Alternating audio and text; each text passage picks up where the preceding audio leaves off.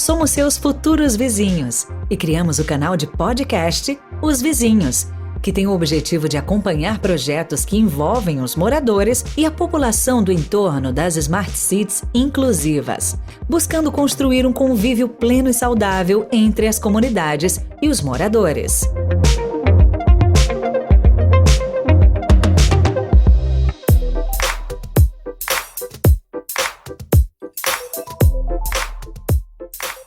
Olá, boa noite, bom dia, boa tarde. Aqui é o Miguel Ortiz, do podcast Os Vizinhos. E hoje nós estamos numa entrevista com uma profissional da área de contábeis. Ecoassessoria seria Emanuele Cris. E ela vai conversar com a gente sobre assuntos relacionados à profissão dela. Olá, Emanuele, tudo bem?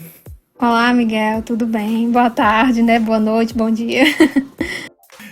São tantos horários, né, que a gente não sabe o correto. A gente não sabe qual horário que o nosso público, nossos vizinhos estarão nos assistindo. Mas exatamente. Diga pra gente, quem é você? Conte um pouquinho da sua história. Então, como você já falou, né, meu nome é Manuela, eu sou contadora, já formada há um certo tempo e já trabalho também no ramo. Trabalho já no ramo há muito tempo, já há uns 10 anos, acredito que uns 10 anos já trabalho com a parte financeira e contabilidade.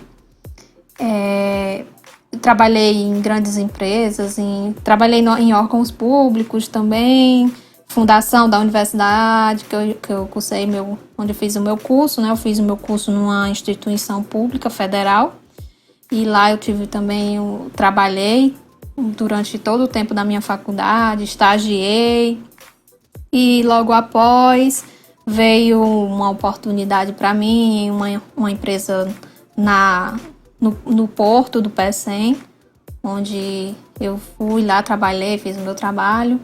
Meu último trabalho foi também no Grupo Edson Queiroz, em Fortaleza. Então, eu sou cearense, né? Mas eu também tenho um histórico no Rio Grande do Norte, que foi onde eu me formei e cresci profissionalmente falando. Mas agora estou de volta no Ceará, atuando aqui, mas também com outras ramificações no Rio Grande do Norte também. Eu estou trabalhando agora para mim mesmo, né? Como eu falei, eu trabalhei para empresas. E agora estou trabalhando para mim, resolvi abrir meu próprio negócio. Estou aí me desafiando aí nesse ramo. E nesse interim, podemos dizer que tu é uma vizinha também da Smart City, né? Pois São Gonçalo do Amarante, o nosso município, Porto Pecém. E como vizinha, te apresentando para os nossos vizinhos, né? Seja bem-vindo também. E vai nos ajudar muito com o teu conhecimento, né? Para passar para os moradores da Smart City e também os moradores do entorno, né? Daqui da Smart City. Tu conhece já ali, já foi na Cidade Inteligente ou pretende ir, vai morar, como é que é? Então, já faz eu moro em São Gonçalo do Amarante no momento e a gente já escuta muito falar da Smart City. Quando eu comecei a ouvir falar dela já tá com um tempinho e recentemente eu tive o prazer de conhecer, eu fui lá conhecer porque me interessou bastante conhecer lá. E até me interessei, inclusive, em ser vizinha de vocês lá. Eu estou em processo de análise. E quem sabe, né, no futuro, a gente esteja todo mundo reunido lá. Mas é muito bacana, fiquei bastante interessada. Muito, muito legal mesmo lá. Eu gostei muito mesmo. Que ótimo. E me diga uma coisa, com toda essa trajetória que tu tiveste, quais os obstáculos e barreiras assim que tu enfrentou para chegar onde está agora? Porque é difícil, né? Eu, assim como eu sou profissional, a gente encontra muitas barreiras, né? E tu chegou assim a ter muita dificuldade para concluir curso, entrar na carreira, profissão? Sim, com certeza, a gente sempre tem, né? Eu me considero ainda uma bebê ainda na minha área, né? Estou trabalhando há 10 anos apenas, então eu tenho muito ainda o que aprender, muito a crescer como profissional. E a vida é isso, a vida a gente está aprendendo todo dia a gente enfrenta alguma coisa. E sim, eu tive dificuldade, porque a primeira dificuldade que eu tive, na verdade, foi de me formar. Porque eu venho de uma família muito simples e sem condições. E meus pais moram no interior e a gente não tinha condições de estudar fora, né? No local onde a gente morava não tinha. E aí minha primeira dificuldade foi essa, de estudar. Mas eu fui atrás, eu estudei para passar numa universidade pública, eu passei na universidade pública. Logo após passar, teve os outros desafios, questão de moradia, de se sustentar, sobrevivência. Mas fui atrás, corri atrás, sempre consegui estágio, consegui a bolsa. E assim foi, acho que o meu maior desafio foi me formar. Mas assim, e claro, depois de formada, a gente tem os desafios da profissão. Todos os dias a gente enfrenta desafios, todo dia aparece algo novo. E eu acho até interessante isso, porque a minha profissão, né? Acho que todas as profissões têm isso. Ela nos desafia a todo momento com situações novas. Por exemplo, agora com essa pandemia, a gente foi muito desafiado a estar se atualizando o tempo inteiro, a estar estudando. E as mudanças que houve aí nas leis trabalhistas que teve, né? Isso, o contador, nessa pandemia teve um papel super importante para as empresas, porque ele teve que ficar antenado o tempo inteiro. E o sistema do governo, às vezes, não atendendo a demanda que a gente tem, e, às vezes, atrapalhando um pouco o nosso trabalho, que é também um desafio, foi um desafio, porque a gente tentava trabalhar e o sistema do governo não estava atualizado para dar o retorno que a gente precisava. Então, assim, Miguel, o meu maior obstáculo foi esse, na verdade, foi eu iniciar a minha carreira. Mas me formei, graças a Deus, eu nunca tive problema com relação à empregabilidade, né? Porque desde a faculdade eu já entrei no mercado de trabalho, desde o começo da faculdade. E agora a maior dificuldade outro obstáculo que a gente está enfrentando agora é essa pandemia também, porque eu decidi, né, ter o meu próprio negócio no final do ano passado e a gente estava caminhando e aí acontece isso e a gente olha assim, poxa, por que isso agora, né, quando a gente começa a colocar os sonhos, os projetos da gente em prática, aí acontece algo, né? Mas eu acredito que isso não é só comigo, muita gente está passando pela mesma situação que eu, e a gente só tem que agradecer a Deus, né, por a gente estar aqui. E me diga uma coisa, tu chegou a tomar alguma ação, assim, para fazer com que mudanças ocorressem, ou mesmo assim, adaptação que... agora estamos falando assim no novo, né? Que é tudo novo, um novo novamente, começando praticamente. É como se tivesse assim, acabado a energia no mundo inteiro, retornou a idade lá atrás e recomeçando, né? É o que nós vamos fazer, né? Alguns estão, a grande maioria, entrando para a era digital, não sei se é o teu caso. Documentos online, assinaturas eletrônicas, o que isso aí afetou, o que mudou dentro? Já houve alguma mudança dentro da tua área? Sim, com certeza. A primeira mudança foi trabalhar em nuvem, né? Porque assim, a gente que é contador, a gente trabalha com sistema. E o sistema que a gente utilizava era pela rede, então eu tinha que trabalhar no mesmo local de trabalho que as outras pessoas que trabalham comigo. E aí, com essa mudança, ter que ficar em home office, aí a gente teve que aderir ao sistema em nuvem, né? Que ele armazena os dados em nuvem, não há necessidade de estar logado na mesma rede. Então, a gente teve essa mudança, aconteceu essa mudança também. E pronto, foi isso. Dá a sensação que a pandemia ela escolheu a hora, o momento certo da tecnologia para aparecer, né? Se fosse alguns anos atrás, não teria essa tecnologia, não teria a internet, entre aspas, rápida, né? Porque ela ainda oscila muito, mas mesmo assim a internet ela tá me surpreendendo, né? Porque quantas lives estão sendo feitas, quantas pessoas estão conectadas simultaneamente e a internet está segurando, o tráfego está mantendo. Por exemplo, nós estamos conversando aqui tranquilo, não houve queda, não houve... diga-se de passagem, vamos avisar os vizinhos, né? Nós estamos conversando remotamente, né? Eu estou em Maringá, no Paraná, e a Manuela está onde nesse exato momento? Sim, pode falar? No Ceará, Tabuleiro do Norte Ceará. Tabuleiro do Norte Ceará. E olha só Isso. A tecnologia, o que nos leva, né? A gente se conhecendo via internet, né? Não pessoalmente. Sim. Quem olha assim, poxa vida, mas tão íntimos, se conhece tanto, estão conversando tão próximo, na verdade nós estamos aproximadamente de 3.800 a 4.000 quilômetros de distância, né? Olha o que a tecnologia não está fazendo. Então a pandemia veio, pegou o ser humano de surpresa, mas não pegou a tecnologia de surpresa, né? E cada dia estão desenvolvendo mais. A própria medicina, né? A saúde está se beneficiando também, digamos, da situação, né? Porque está desenvolvendo, o desenvolvimento é muito acelerado.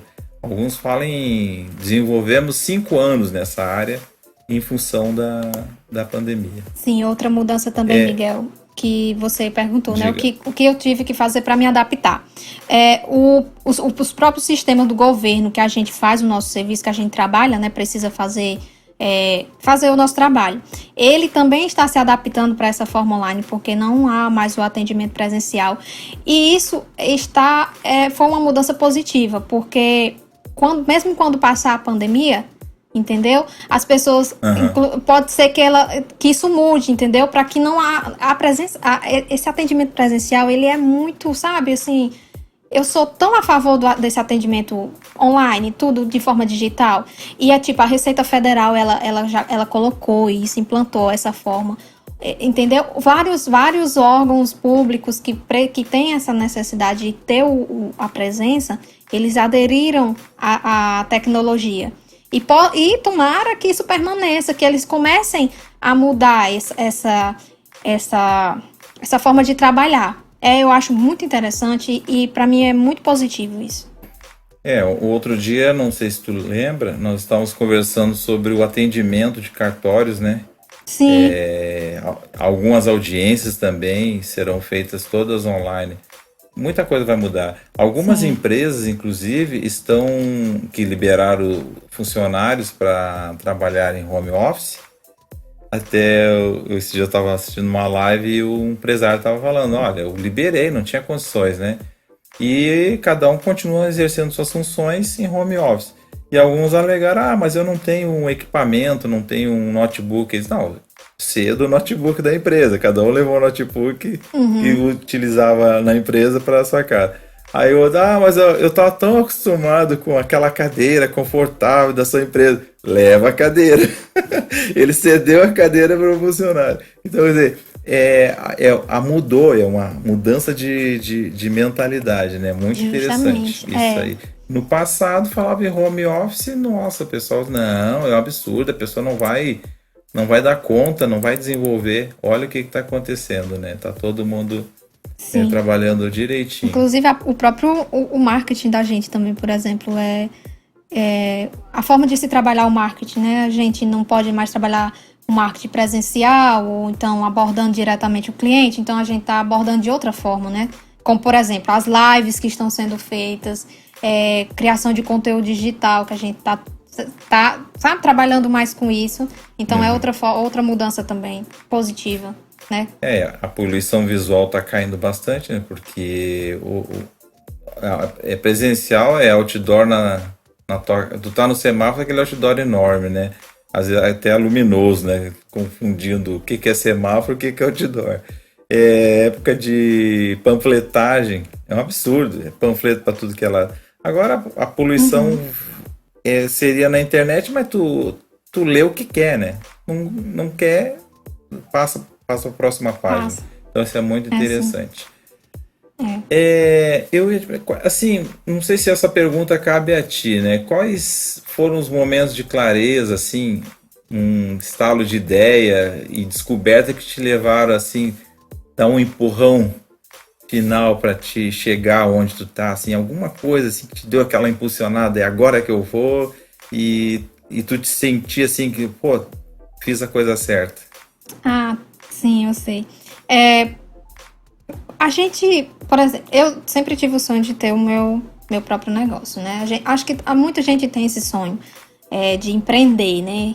E nos falta muita coragem. Por exemplo, a gente que trabalha, que tem é contratada por uma empresa, a gente tem uma certa segurança, né? E coisa que você não tem muita segurança quando você tem seu próprio negócio. Você tem que ralar para você ter. Você vai ganhar o tanto que você produzir, o tanto que você trabalhar. Se você não trabalhar, se você não ralar, se você não for atrás, o dinheiro não vem. Então, é essa zona de conforto que existe quando você trabalha para uma empresa e você sabe que seu salário vai estar lá no final do mês certinho na sua conta. Isso te dá uma tranquilidade. Então, isso de enfrentar um negócio te dá essa insegurança, sabe? Esse medo. Mas aí é onde está aquela história. A gente não cresce na nossa zona de conforto. E aí eu sempre escutei isso. E quando, por eu já ter esse sonho, eu ficava pensando, eu preciso sair da minha zona de conforto, eu preciso enfrentar.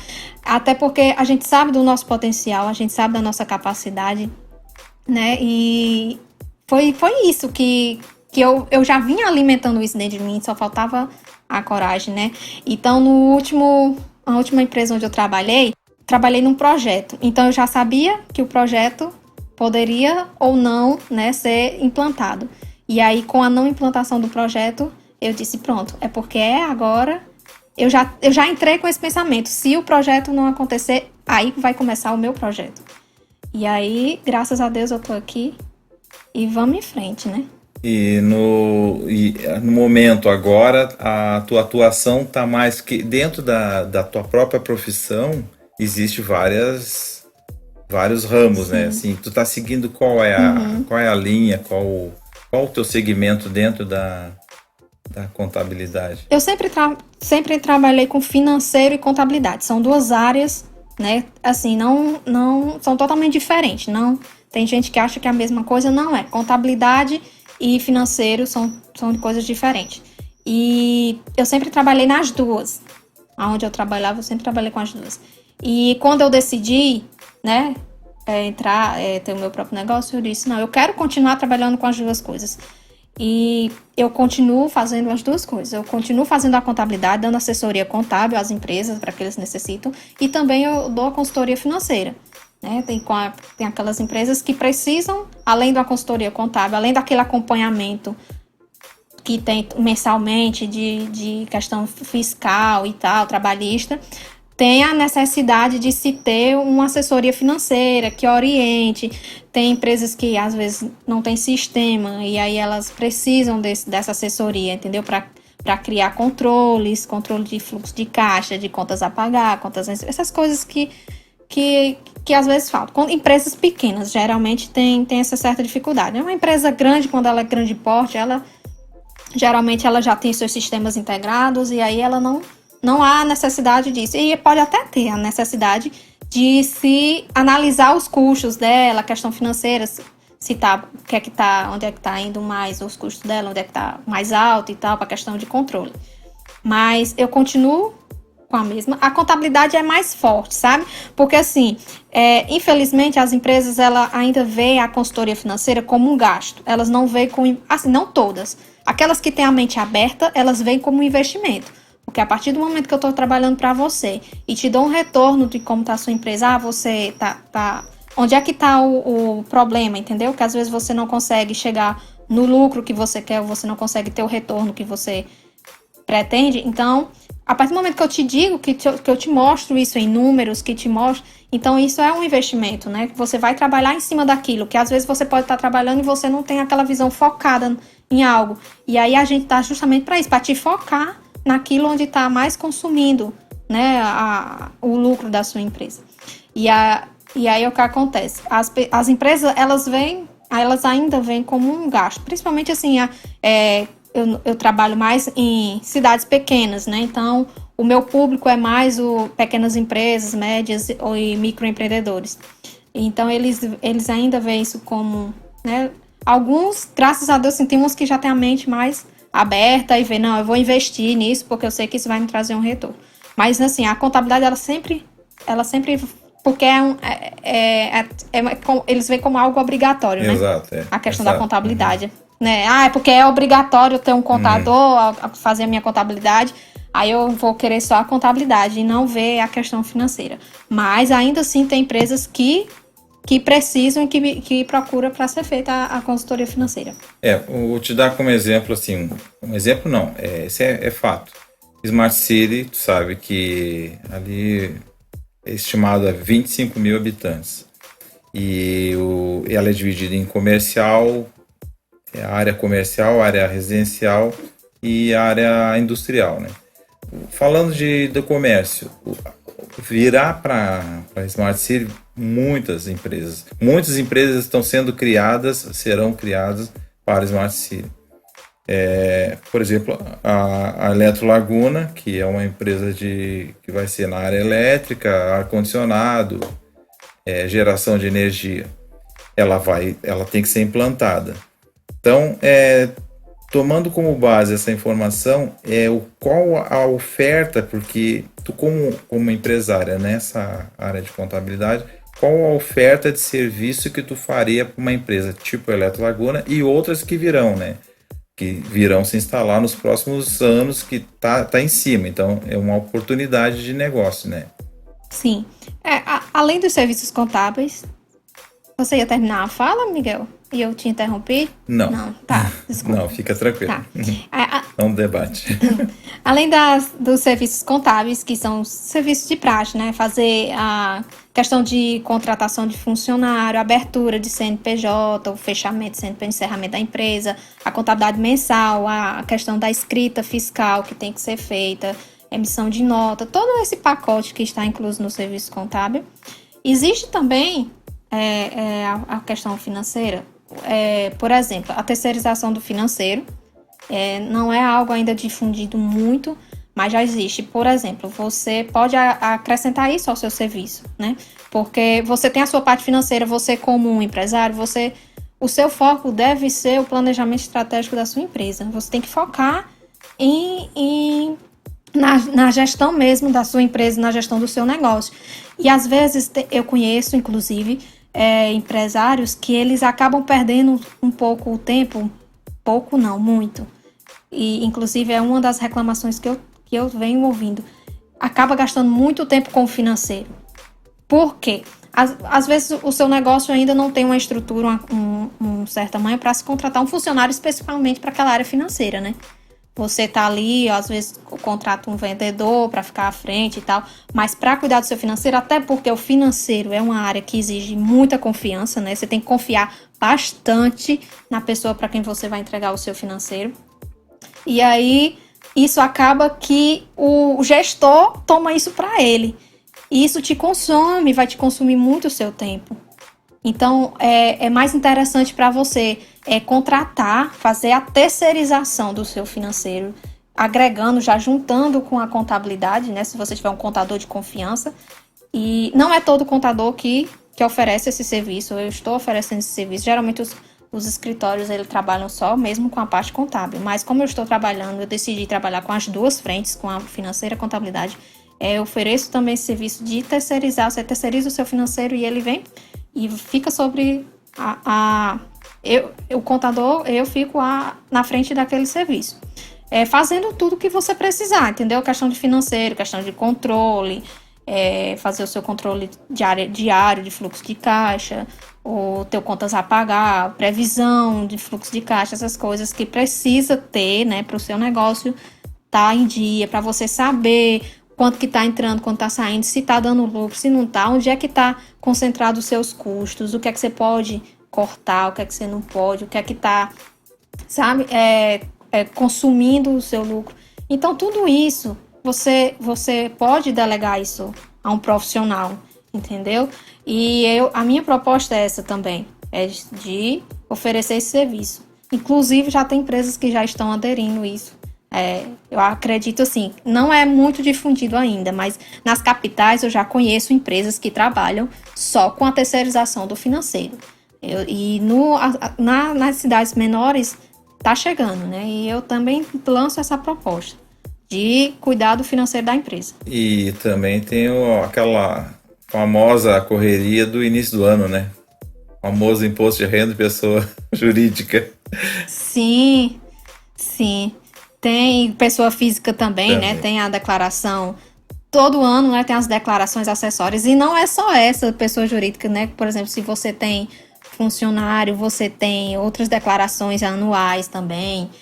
Então, são várias, né? Não são uma, mas tem o imposto de renda, tem o MEI, o microempreendedor, ele também tem a declaração anual dele. E as empresas também têm a declaração de imposto de pessoa jurídica também. Aproveitando o gancho, uma coisa assim que é interessante até para quem é empreendedor, mas não é uma pessoa jurídica ainda. Quais são as divisões a cada um?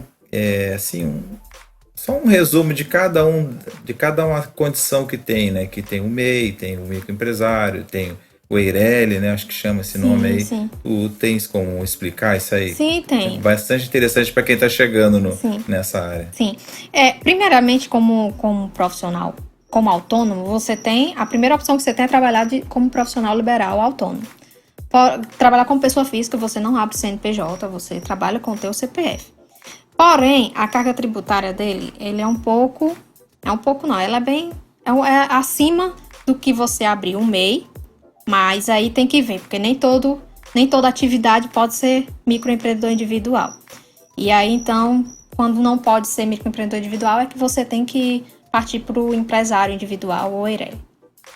Mas, assim, a primeira opção que você tem é ser um profissional autônomo, trabalhar como pessoa física normal. Porém, a carga tributária, porque também às vezes o profissional ele trabalha de forma irregular e acaba que não se regularizando, mas para quem quer trabalhar direitinho, tem que pagar o INSS todo mês e o imposto de renda acima de R$ 1.900, tem que pagar o imposto de renda à Receita Federal. E aí, a carga tributária do imposto de renda pessoa física, ele é maior do que se você abrir o CNPJ, né? Chega a ser até 27,5%. Ele varia de 7,5% até 27,5%. E aí é um pouco elevado. Quando você aí saiu desse, não, eu quero ser microempreendedor individual, que é a segunda opção e é melhor. Mas, porém, o problema é porque nem toda atividade que você executa pode ser microempreendedor individual. Tem que analisar, olhar lá nas atividades permitidas se a tua atividade está dentro daquelas atividades. Se tiver, ótimo, é a melhor opção para se regularizar, para ficar regular, para se formalizar. É a melhor que tem, é um microempreendedor individual. É tanto que eu falo que às vezes a pessoa não se atenta muito e às vezes deixa de declarar, fazer a declaração ou pagar o boleto mensal. Mas se a pessoa soubesse, né, o benefício que é ser microempreendedor individual, ela não perderia, deixaria passar. Porque se você não cumprir com suas obrigações, né, você pode ser desenquadrado e aí você vai ter que esperar um ano para poder abrir novamente um CNPJ como microempreendedor. E aí depois do microempreendedor, mas tem um limite, né? Tem um limite de 81 mil anual. Aí digamos que o seu faturamento é superior a isso, aí você já parte para o empresário individual. Que o empresário individual, ele pode ser empresário individual ou EIRELI, né? Só que o EIRELI você tem que declarar um capital social, que é o teu investimento inicial, de 100 salários mínimos. E aí já tem um certo problema, assim, porque às vezes você não tem esse capital, né? Para declarar que você está iniciando. Porque qualquer problema que der, você tem que, se você declarou aquele capital, você tem que responder com aquele capital que você declarou. E aí, por isso que algumas empresas optam mesmo por empresário individual. Porém, o empresário individual, se você tiver um problema com o teu CNPJ, ele não separa o teu CNPJ do teu CPF. Ele não pede que você declare, entendeu? E aí você acaba que respondendo pelo que você tem como pessoa física. Entendeu?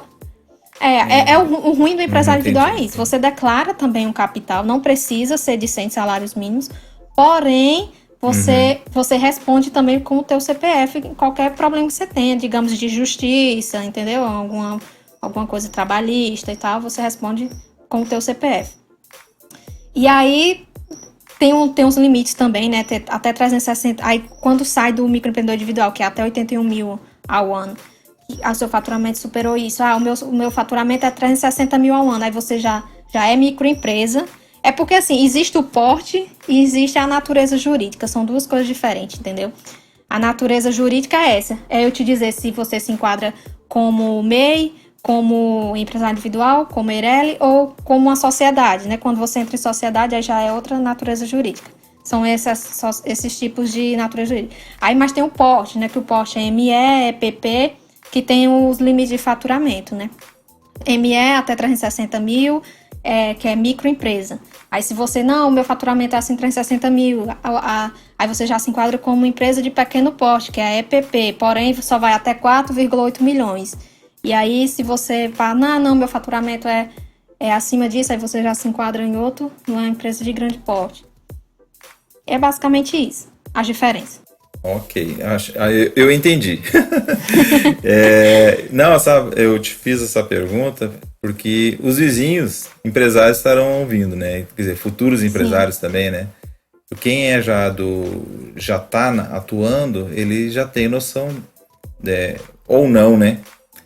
Como a gente acha que a pessoa tem uma empresa, ela sabe tudo. Às vezes ela junta a famosa juntada de notas, entrega para o contador e não quer entrar em detalhes, não quer saber, ou não tem tempo, né? Não quer entender ou mesmo não tem tempo. Mas foi de grande importância essa tua explicação. Bom, para fechar, eu queria ver contigo o nome da tua empresa, os teus contatos para alguém queira abrir, esteja chegando na Smart City para abrir uma empresa, que a empresa tem que ser aberta localmente, né? Que não compensa abrir ela na origem, né? Tem que ser ali local. E quais contatos, rede social, o que tu tenha passar pra gente. E mesmo assim depois eu vou anotar aqui e vou colocar na descrição dessa nossa entrevista todos esses dados, né? Se alguém mesmo escutando o áudio que nós estamos aqui, terá por escrito os acessos, se tiver site, alguma coisa assim, telefone. Tá contigo aí, pode falar. Tá. Então, o nome da minha empresa é Ecos Assessoria Empresarial. O Instagram é Ecos Finanças, né? Ecos Finanças. E eu não tenho site ainda, né? Ainda vou fazer. O telefone, se quiser ligar, é o DDD 85 981 21 0327. É o meu WhatsApp também. Eu sou bastante acessível, disponível para falar com relação a isso, tirar dúvida. Eu não me oponho a tirar dúvida. Inclusive, já entraram em contato comigo, acho que fruto da sua divulgação aí do meu trabalho. Obrigada, Miguel. E o meu e-mail é Manuela, meu nome começa com E, termina com A, normal, é Manuela, Cris, com K, KRS, que é o meu sobrenome, @hotmail.com. E querendo entrar em contato, pode ficar à vontade. Ok, então para essa nossa conversa, a gente agradece, os vizinhos agradecem, né? E foi um prazer conversar contigo sobre esse assunto. Haverá outra oportunidade em breve. E o assunto eu não vou falar agora para deixar o pessoal curioso, né? Tu tá sabendo, mas eu e nós estamos sabendo que haverá outro assunto em seguida. Mas os vizinhos vão ficar curiosos e vai ser bastante interessante. E agradecendo a tua disponibilidade. E a gente fica por aqui. Se tiver mais alguma consideração. Obrigada, Miguel. Eu agradeço o convite que você fez. Muito honrada. E estamos juntos nessa, né? Exatamente. Quem sabe a gente se encontra aí. Com certeza. Vai ser uma correria, cada um para um lado, né? Na sua profissão, na sua área. Mas a gente vai se encontrar sim, com certeza. Pelo menos a documentação da empresa que eu vou constituir, essa tu vai estar com ela na mão. Com certeza. Sim. Ok? Tá bom, muito obrigada, Miguel. Não, eu que agradeço.